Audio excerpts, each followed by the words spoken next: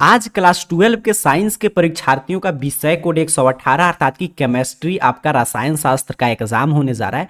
तो केमिस्ट्री में आप जानते हैं 70 ऑब्जेक्टिव प्रश्न पूछा जाएगा, 35 बनाना है। तो 35 में 35 आज आपको सही करके आना है। तो इसके लिए क्या उपाय है, तो कल मैं आपको 2 सेट पूरा प्रश्न पत्र मतलब 140 प्रश्न आपको सिखाया था, वो आप रिवीजन करके याद कर लिए होंगे। और अभी जो भी रात में वायरल प्रश्न आया है उसका 2 सेट मतलब कि 140 प्रश्न, तो 280 प्रश्न जो विद्यार्थी अभी का क्लास और कल का जो क्लास हुआ था उसको देखकर याद करके जाएंगे तो यहां से 35 से ज्यादा प्रश्न सीधे सीधे पूछा जाएगा। 35 ही आपको बनाकर आ जाना है। तो चलिए जल्दी से मैं अब तो इसमें कुछ देर बाद आपका पेपर शुरू होगा, तो सीधे प्रश्न उत्तर, कोई इधर उधर की बात नहीं, सीधे पूरा प्रश्न उत्तर मैं आपको समझा दे रहा हूं।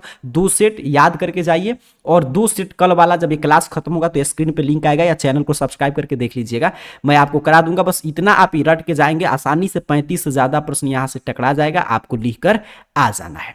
अब यहां पे देखिएगा ये पहला सेट शुरू हो गया। 70 ऑब्जेक्टिव प्रश्न, 20 लघु उत्तरीय और 6 दीर्घ उत्तरीय। 70 में से 35 बनाना है, 20 में से 10 और 6 में से 3। चलिए तो 2 सेट है 140 और 140 कल शाम वाला, बस इतना रट के जाएंगे। यहां पे बताया जा रहा है कि 1 से 70 तक ऑब्जेक्टिव प्रश्न है, 35 का जवाब देना है, सीधे प्रश्न उत्तर पे फोकस रहेंगे। पहला नंबर प्रश्न देखिए आपसे क्या कह रहा है कि पायरोलुगिनियस अम्ल में रहता है। पायरोलुगिनियस अम्ल में क्या रहता है, तो 10% एसिटिक एसिड रहता है, तो ऑप्शन सी। अब सीधे रटते चलेंगे, ऑप्शन सी सही उत्तर होगा। दूसरा नंबर प्रश्न आपसे पूछा है कि ये क्या है, आपसे ये पूछा जा रहा है तो प्राइमरी एमीन है, देख लीजिए प्राइमरी एमीन है ये, तो ऑप्शन ए सही उत्तर हो जाएगा। अब रटने का समय है। तीसरा नंबर प्रश्न कह रहा है आपसे कि जलीय घोल में निम्नलिखित में से सबसे सबल भस्म कौन सा है, तो सबसे सबल भस्म होगा मतलब कि आपका यहाँ पे स्ट्रॉन्गेस्ट बेस पूछा जा रहा है, तो C6H5NH2 हो जाएगा। ऑप्शन ए रट के जाइए। 4 पे प्रश्न है कि C3H9 अणु सूत्र के द्वारा निम्नलिखित में से किसको व्यक्त कर सकते हैं, तो C3H9N जब होगा तो primary amine, secondary amine, tertiary amine तीनों को हम लोग व्यक्त कर सकते हैं, तो ऑप्शन डी सही उत्तर है आपके 4 नंबर प्रश्न का। चलिए आगे बढ़ते हैं 5 नंबर प्रश्न। कह रहे निम्नलिखित में से किसको अवकृत करने से सेकेंडरी एमीन प्राप्त होता है, तो आप जानते हैं कार्बलिक एमीन को अवकृत करने से सेकेंडरी एमीन प्राप्त होता है, तो 5 का ऑप्शन सी सही उत्तर हो जाएगा।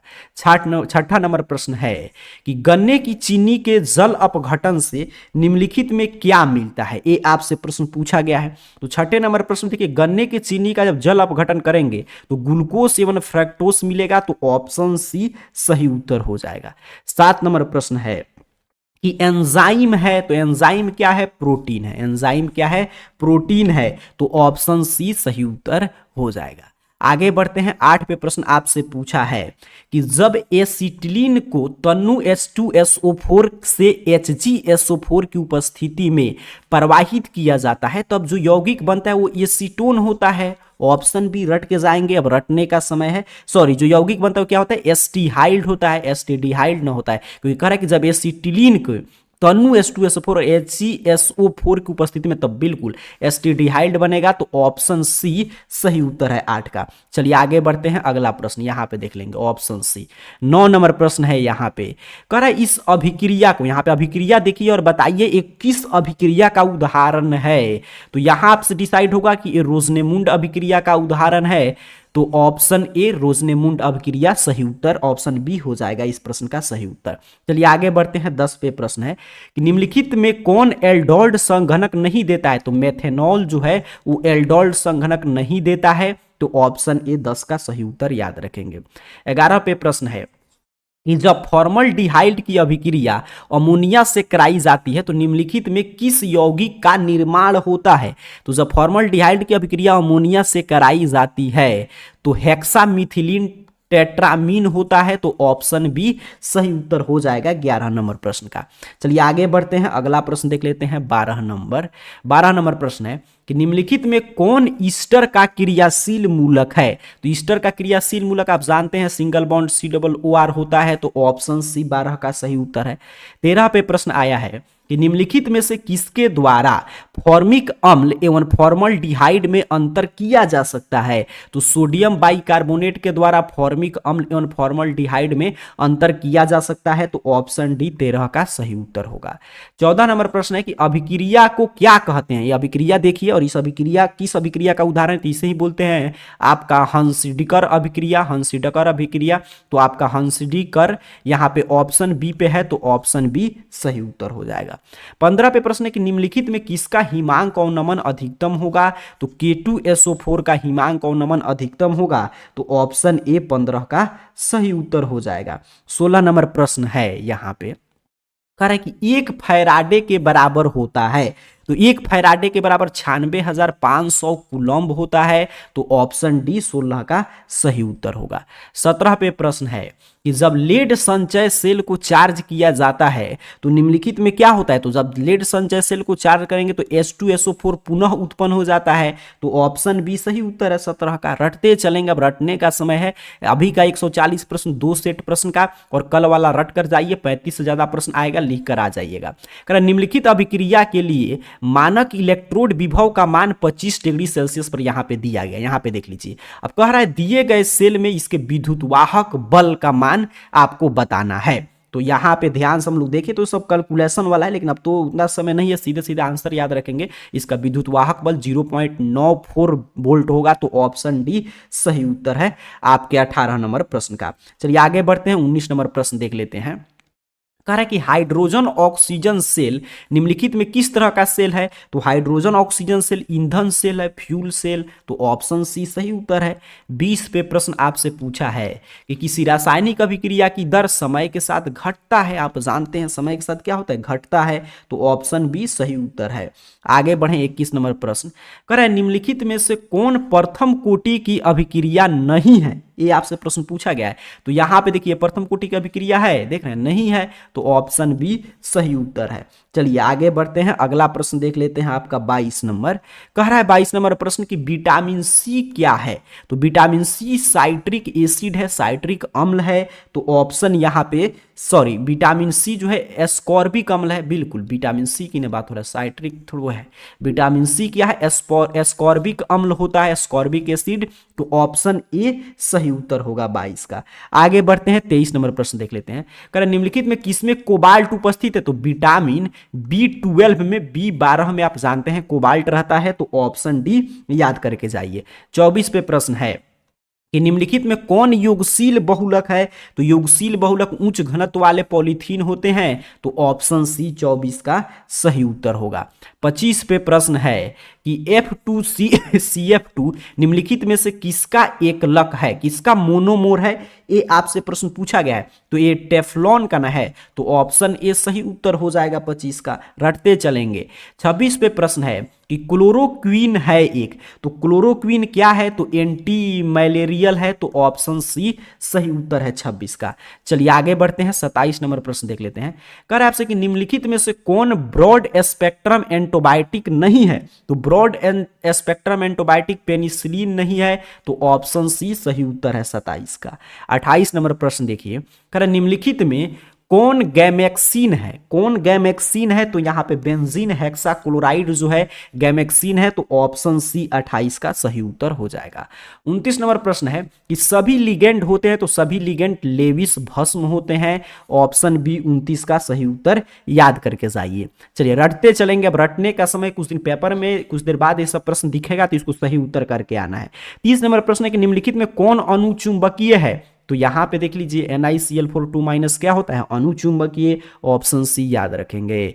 31 पे प्रश्न है कि निम्नलिखित में से किस जैव अणु का Mg एक प्रमुख संघटक है। तो क्लोरोफिल का Mg एक प्रमुख संघटक है। तो ऑप्शन बी 31 का सही उत्तर होगा।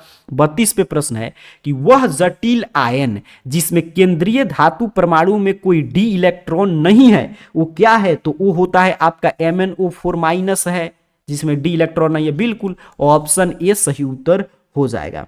आगे बढ़ते हैं, अगला प्रश्न देख लेते हैं। 33 नंबर क्या पूछा है आपसे प्रश्न यहां पे है, कह रहा है कौन जो है कथन गलत है। ये आपसे प्रश्न पूछा जा रहा है।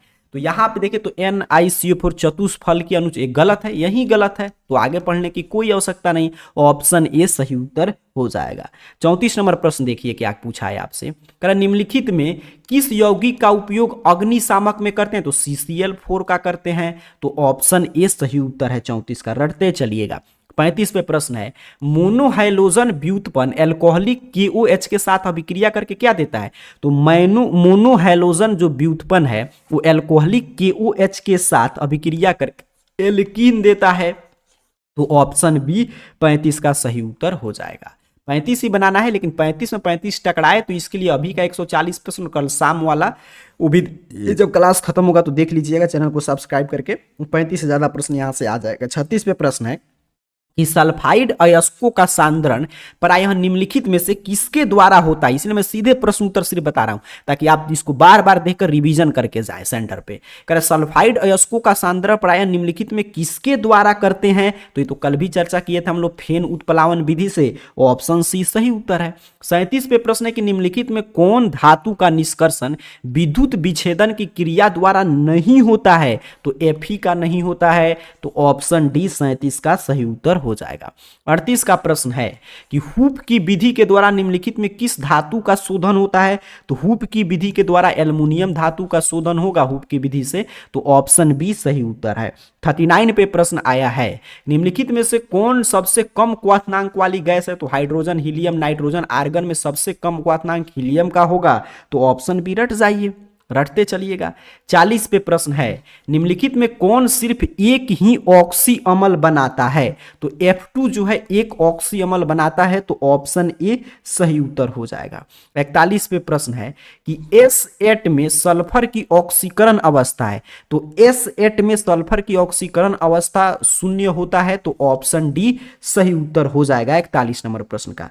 42 नंबर प्रश्न देखिएगा, कह रहा है आपसे कि निम्नलिखित में कौन सबसे कम वाष्पशील है, तो निम्नलिखित में सबसे कम वाष्पशील कौन है, H2O है, तो ऑप्शन डी सही उत्तर हो जाएगा।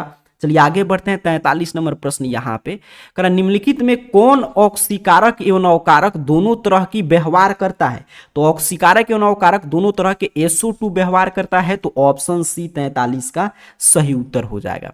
44 नंबर प्रश्न है, निम्नलिखित में कौन रंगीन होता है, तो NO2 क्या होता है, रंगीन होता है, तो ऑप्शन बी सही उत्तर हो जाएगा।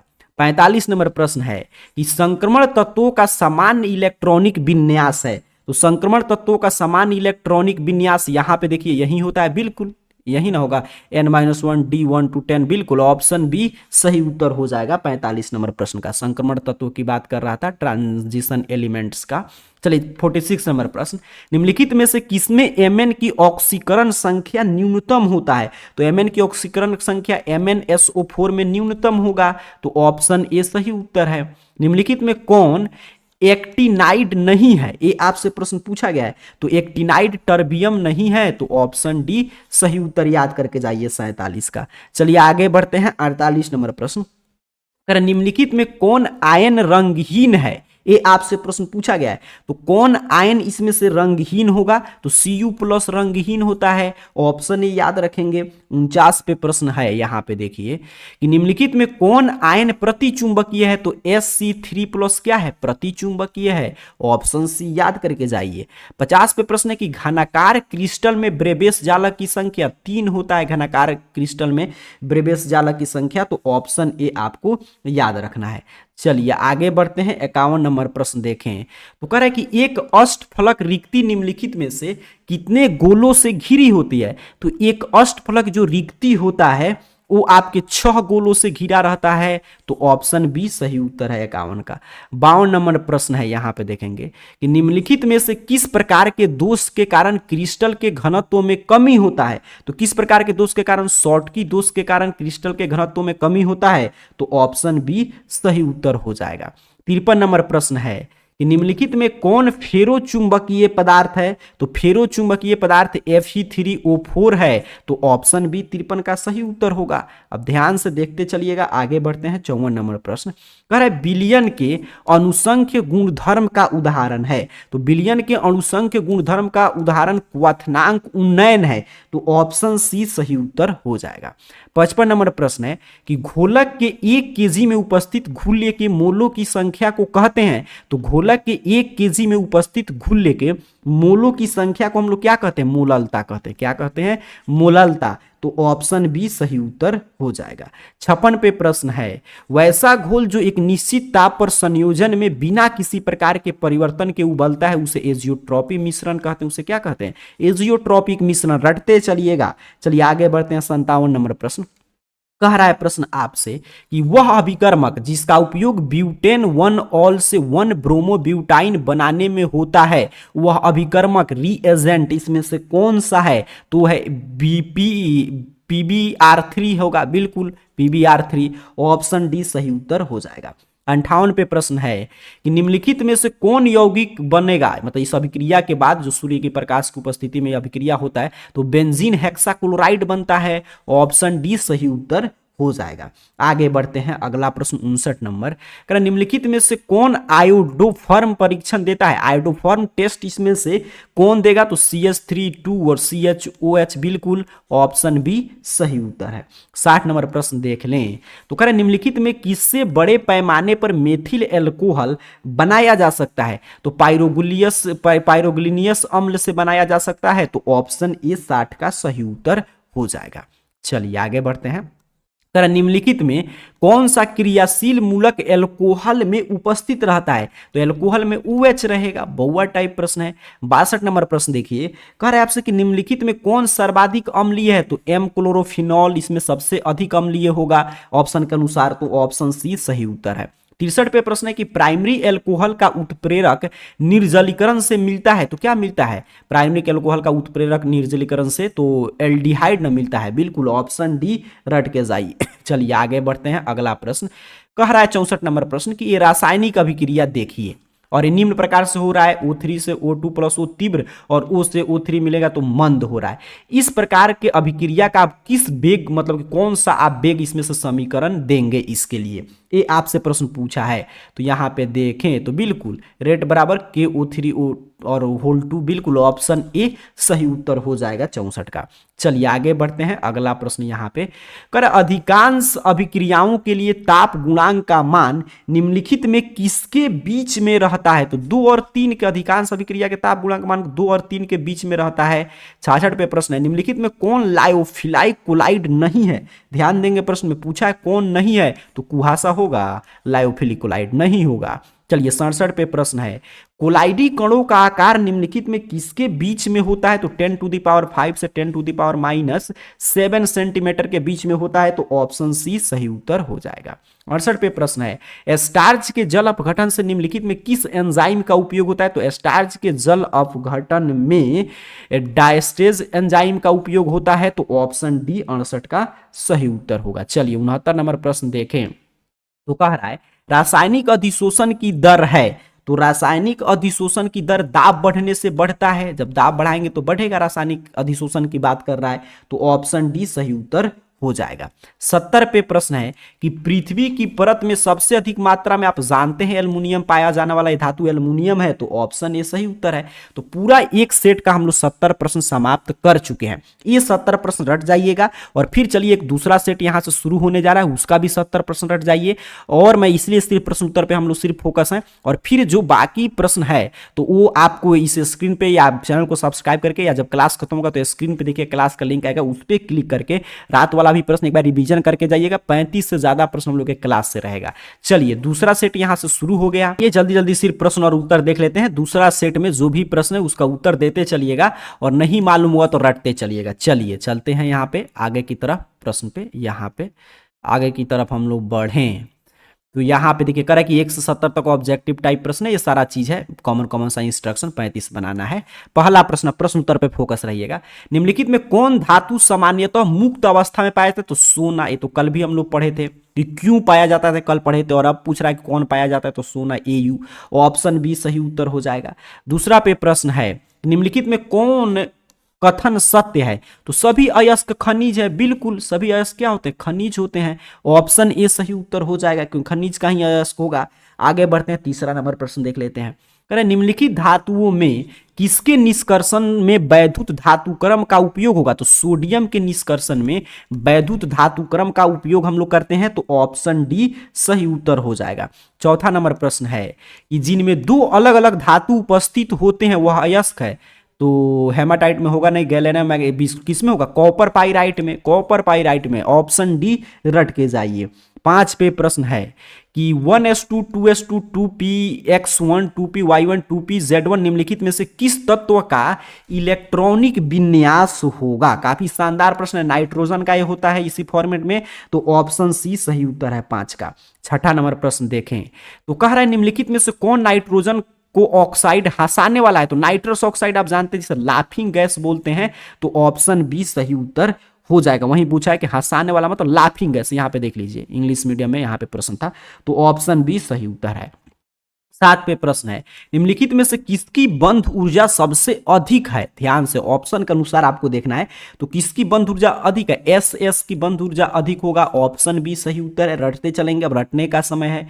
करें NiCO4 में Na की ऑक्सीकरण अवस्था 0, बहुआ टाइप प्रश्न, ऑप्शन ए सही उत्तर है 8 का। 9 नंबर प्रश्न देखें तो कह रहा है कि जलीय घोल में निम्न में से किसका मोलर विद्युत चालकत्व सबसे अधिक होगा?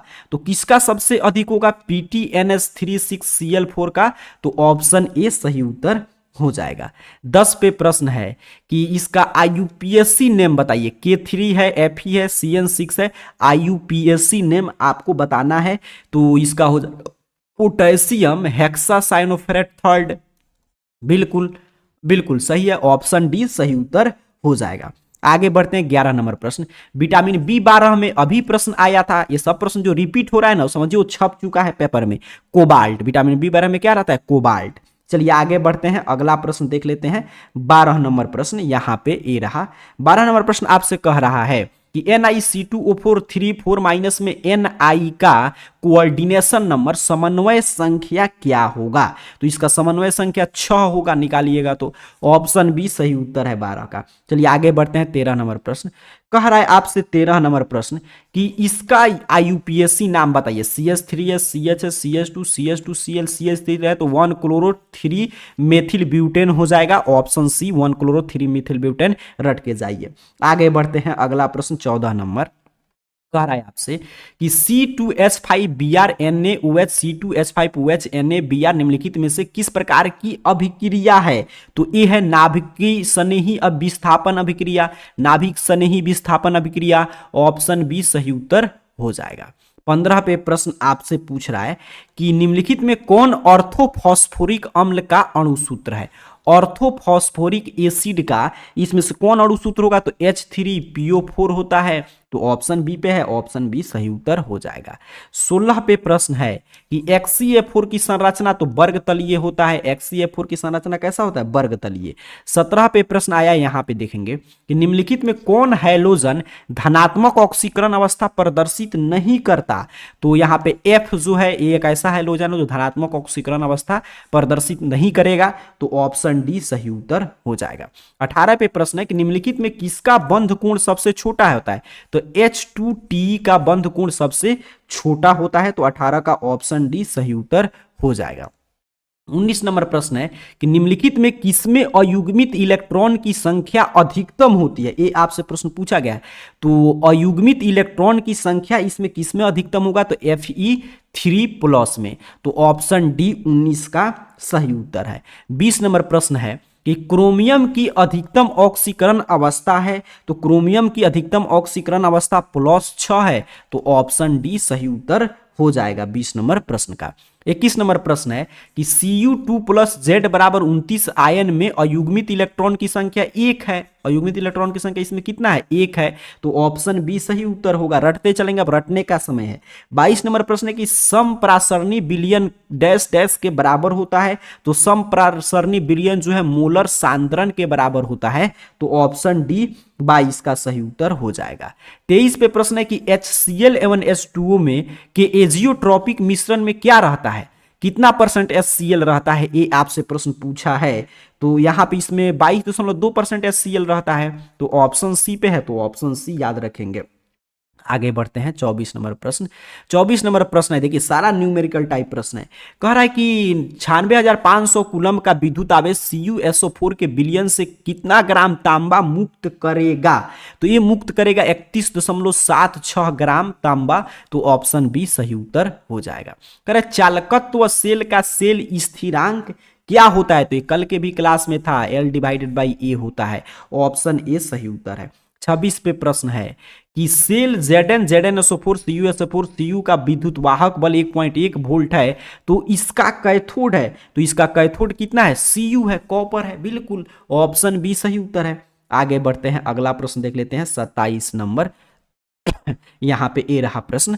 करे आयनीकरण का सिद्धांत किसने दिया? तो आयनीकरण का अर्हेनियस का सिद्धांत है, तो अर्हेनियस रट जाएंगे, ऑप्शन बी। 28 पे प्रश्न आया है कि किसी पदार्थ की अभिक्रिया की दर निर्भर करती है, तो किसी पदार्थ की अभिक्रिया का दर सक्रिय मात्रा पर निर्भर करता है, तो ऑप्शन डी 28 का सही उत्तर हो जाएगा। चलिए आगे बढ़ते हैं, 29 नंबर प्रश्न देखते हैं।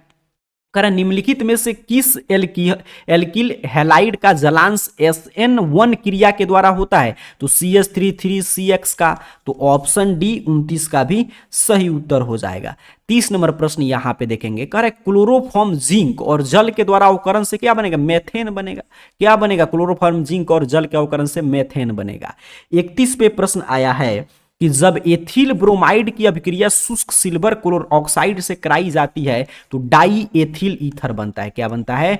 Die ethyl ether. तो ऑप्शन ए 31 का सही उत्तर हो जाएगा। चलिए आगे बढ़ते हैं, 32 नंबर प्रश्न। कह रहे ल्यूकास अभिकर्मक कौन है? तो अनाद्र, जो अनाद्र यहाँ पे ZnCl2 एवं सांद्र HCl, बिल्कुल यही ल्यूकास अभिकर्मक होगा। तो ऑप्शन बी सही उत्तर हो जाएगा। चलिए 33 नंबर प्रश्न कह रहा है कि ब्यूटेन टू ऑल क्या है? तो एक सेकेंडरी एल्कोहल है। क्या है? एक सेकेंडरी एल्कोहल है। तो ऑप्शन बी सही उत्तर हो जाएगा। 34 नंबर प्रश्न देखिए, कह रहा निम्नलिखित में से कौन टर्शियरी एल्कोहल है? ध्यान से देखिए और बताइए। तो टर्शियरी एल्कोहल इसमें से कौन है? तो यहां पे देखेंगे तो ये है, बिल्कुल यही है, ऑप्शन बी सही उत्तर हो जाएगा। चलिए आगे बढ़ते हैं, अगला प्रश्न आपसे 35 पे प्रश्न पूछा है कि इसका जो है IUPAC नाम बताइए। CH3 CH CH2 यहाँ पे OH CH3, तो 2 मेथिल 1 प्रोपेनॉल होगा। ऑप्शन ए सही उत्तर है 35 का। आगे बढ़ते हैं, 36 नंबर प्रश्न देख लेते हैं। कह रहे एसिटिक अम्ल निम्नलिखित में से किसके साथ एसिटाइल क्लोराइड नहीं बनाता? ध्यान देंगे, प्रश्न में पूछा है नहीं बनाता है, तो Cl2 के साथ नहीं बनाता है। तो ऑप्शन डी सही उत्तर है। 37 नंबर प्रश्न है कि एस्टिमाइड होता है, तो एस्टिमाइड जो है उदासीन होते हैं, न्यूट्रल होते हैं। तो ऑप्शन डी रट के जाइए। 38 पे प्रश्न है कि इसका एक क्या है? तो ये प्राइमरी एमीन है। क्या है? प्राइमरी एमीन है। तो ऑप्शन ए सही उत्तर हो जाएगा। 39 पे प्रश्न है कि मेथिल एमीन को क्लोरोफॉर्म और एल्कोहलीय KOH के साथ गर्म करने पर क्या बनता है? तो गर्म करने पर CH3NC बनता है। तो ऑप्शन डी 39 का सही उत्तर हो जाएगा। 40 पे प्रश्न है कि निम्नलिखित में सबसे सर्वाधिक क्षारीय कौन सा है? तो सबसे अधिक क्षारीय C2H5 2NH है। तो ऑप्शन डी 40 का सही उत्तर हो जाएगा। 41 पे प्रश्न है कि प्रोटीन की हेलिकल संरचना निम्नलिखित में किसके द्वारा अस्थायी होती है? तो प्रोटीन की हेलिकल संरचना हाइड्रोजन बंध के द्वारा अस्थायी होता है। तो ऑप्शन डी सही उत्तर है। 42 पे प्रश्न है कि निम्नलिखित में कौन कीटोहेक्सोज है? तो फ्रुक्टोज जो है एक कीटोहेक्टोज है। तो ऑप्शन बी 42 का सही उत्तर हो जाएगा। 43 पे प्रश्न है कि निम्नलिखित में कौन प्रथम कोटि की अभिक्रिया नहीं है? तो प्रथम कोटि की अभिक्रिया यहां पे देख लीजिए, CH3Ca जो है नहीं होगा। अभी ऊपर भी प्रथम सेट में प्रश्न आया था, रिपीट हो रहा है। ऑप्शन बी दोहराकर अब रट के जाएंगे। 44 पे प्रश्न है कि किसी द्वितीय कोटि की अभिक्रिया का वेग स्थिरांक की इकाई क्या होता है? देखिए द्वितीय कोटि की अभिक्रिया है तो उसकी वेग स्थिरांक की इकाई mole inverse litre second inverse होगा। ऑप्शन सी सही उत्तर है। चलिए आगे बढ़ते हैं, अगला प्रश्न ये रहा। कह रहा किसी अभिक्रिया का वेग स्थिरांक दिया है, तो इस अभिक्रिया का कोटि बताइए। किस कोटि की अभिक्रिया है? तो यहां पे हम लोग ध्यान से देखें तो ये प्रथम कोटि की है, बिल्कुल यहां पे बिल्कुल प्रथम कोटि की है। आगे बढ़ते हैं, अगला प्रश्न देख लेते हैं 46 नंबर। कह रहा है फ्रेंडली के अधिशोषण समताप के अनुसार, ये तो आप फार्मूला ही याद किए होंगे, x डिवाइडेड बाई m बराबर kp 1 डिवाइडेड बाई n। चलिए आगे बढ़ते हैं, अगला प्रश्न देख लेते हैं 47 पे क्या पूछा है। कह रहे दूध है तो दूध जल में प्रक्षेपित वसा है, तो ऑप्शन ए 47 का सही उत्तर रट के जाइए। 48वें प्रश्न है कि निम्नलिखित में कौन लायोफिलिक कोलाइड है, तो गम क्या होता है, लायोफिलिक कोलाइड, तो ऑप्शन बी सही उत्तर हो जाएगा। 49 पे प्रश्न है कि हेबर विधि द्वारा अमोनिया के उत्पाद में निम्नलिखित में किस उत्प्रेरक का उपयोग होगा, तो हेबर विधि द्वारा Fe+MO का प्रयोग होता है, तो ऑप्शन बी सही उत्तर है 49 का। चलिए 50 नंबर प्रश्न देखें, तो कह रहा है विटामिन जो खून को स्कंदित होने में मुख्य भूमिका निभाता है वह क्या है, तो वह है विटामिन के, तो ऑप्शन डी सही उत्तर होगा 50 का। चलिए आगे बढ़ें, अगला प्रश्न देख लेते हैं 51 नंबर। कह रहे हैं आपसे कि क्लोरोएमीन टी है, क्लोरोएमीन टी क्या है, तो ये डिसइंफेक्टेंट होता है ना, तो ऑप्शन ए डिसइंफेक्टेंट, तो बिल्कुल ऑप्शन ए सही उत्तर हो जाएगा। चलिए 52 नंबर प्रश्न देखिए क्या कह रहा है। कह रहा है कि हाइड्राजीन एक दवा है जिसका उपयोग निम्नलिखित में किसका इलाज के लिए करते हैं, तो हाइड्राजीन को टीबी के इलाज के लिए करते हैं, ट्यूबरकुलोसिस, तो ऑप्शन डी 52 का सही उत्तर होगा। 53 नंबर प्रश्न है, यहां पे देखेंगे कि निम्नलिखित में कौन एल्कलाइड है, एल्कलाइड इसमें से कौन है, तो एल्कलाइड इसमें से देखें तो निकोटीन, एंट्रोपिन, कोकेन सभी है, तो ऑप्शन डी सही उत्तर हो जाएगा। चलिए आगे बढ़ते हैं, 54 नंबर प्रश्न देख लेते हैं। कौन प्राकृतिक रबर है, तो आइसोप्रीन आप जानते हैं प्राकृतिक रबर होगा, ऑप्शन ए रट के जाइए। 55 पे प्रश्न है कि एक कच्चा पदार्थ जो नायलॉन बनाने के लिए प्रयुक्त होता है वो एडीपिक अम्ल है, वो क्या है, एडीपिक अम्ल है, ऑप्शन सी सही उत्तर हो जाएगा। 56 पे प्रश्न है कि ये जो है निम्नलिखित में किसका मोनोमोर है, तो टेफ्लॉन का, किसका मोनोमोर है, टेफ्लॉन का, ऑप्शन ए याद करके जाएंगे 56 का सही उत्तर। चलिए 57 पे प्रश्न है कि हीरा निम्नलिखित में से किस प्रकार का रवा है, तो सहसंयोजक रवा है, किस प्रकार का रवा है, सहसंयोजक, ऑप्शन बी याद रखेंगे। 58 पे प्रश्न है कि NaCl रवा की संरचना होता है, तो NaCl रवा का संरचना फलक केंद्रित घनाकार होता है, तो ऑप्शन बी अपने को याद रखना है। 59 पे प्रश्न आया है कि निम्नलिखित में कौन रवाहीन ठोस है, तो कांच, आप जानते हैं ऑप्शन डी सही उत्तर याद करके जाइए। 60 पे प्रश्न है कि अष्टफलकीय रिक्ति में कितने गोलों से घिरा होता है, अष्टफलकीय रिक्ति जो होगा वो आपका 6 गोलों से घिरा होगा, तो ऑप्शन ए सही उत्तर होगा 60 का। आगे बढ़ते हैं, अगला प्रश्न देख लेते हैं। करे किसी विलयन के सांतरण को व्यक्त करने का कौन सा तरीका तापक्रम पर निर्भर नहीं करता है, तो मोलरता, कौन निर्भर नहीं करेगा, मोलरता, ऑप्शन ए आपको यहाँ पे रट के अच्छा यहाँ पे मैं देखूं तो चलिए यहाँ पे हमारा कितना नंबर प्रश्न था, नंबरिंग वगैरह ठीक है ना, 60 था, बिल्कुल यहाँ पे 61 है। तो कह रहे किसी विलयन के सांद्रण को व्यक्त कर कौन सा तापक्रम पर, अच्छा मोललता ना, तापक्रम पर निर्भर नहीं करता, यहाँ पे देखिए तो मोललता निर्भर नहीं करता है, ठीक है, कौन निर्भर नहीं करेगा, मोललता ही, तो कल के सेट में भी प्रश्न था, तो ऑप्शन डी सही उत्तर हो जाएगा, मोललता याद रखिएगा। निम्नलिखित में कौन राउल्ट नियम से धनात्मक विचलन दर्शाता है, तो देखिए यहाँ पे CHCl3 तथा CH3COCH3 दर्शाएगा धनात्मक विचलन, तो ऑप्शन डी सही उत्तर होगा। 63 पे प्रश्न आया है कि किसी विलयन के प्रासरणी दाब को निम्नलिखित में से किस समीकरण के द्वारा व्यक्त किया जाता है, तो पाई सी बराबर RT के द्वारा व्यक्त करेंगे, तो ऑप्शन बी सही उत्तर है 63 का। 64 नंबर प्रश्न है यहाँ पे कि निम्नलिखित में किसकी अभिक्रिया एल्किल हैलाइड से कराने पर ईथर बनेगा, तो शुष्क Ag2O का अभिक्रिया कराएंगे एल्किल हैलाइड से तो ईथर बन जाएगा, तो ऑप्शन ए सही उत्तर है। 65 पे प्रश्न है कि इसका IUPAC नाम क्या होगा, तो 2 हाइड्रोकॉक्सी ब्यूटेनॉल होता है इसका IUPAC नाम, तो ऑप्शन ए सही उत्तर हो जाएगा।